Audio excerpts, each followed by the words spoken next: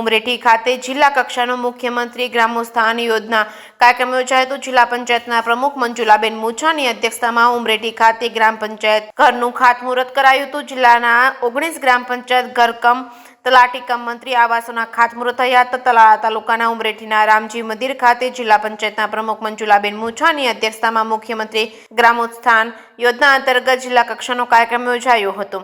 ગ્રામોત્થાન યોજના અંતર્ગત જિલ્લા પંચાયતના પ્રમુખ મંજુલાબેન મુછાની અધ્યક્ષતામાં ઉમરેઠી ખાતે ગ્રામ પંચાયત ઘરનું ખાતમુહૂર્ત કરાયું હતું। આ યોજના અંતર્ગત ગીર સોમનાથ જિલ્લાના વેરાવળ, સુત્રાપાડા, ગીર ગઢડા સહિતના તાલુકાના 19 ગ્રામ પંચાયત ઘરકમ તલાટી કમ મંત્રી આવાસ યોજનાના ખાતમુહૂર્ત પણ કરાયા હતા।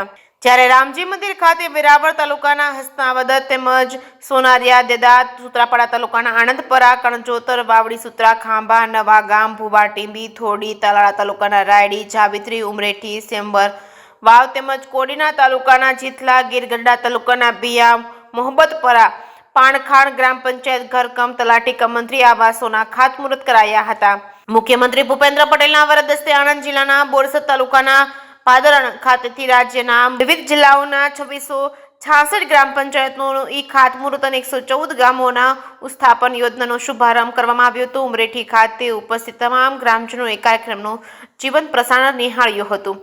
જે કેસરી ગુજરાતી સાથે મહેશ વાજા, સોમનાથ।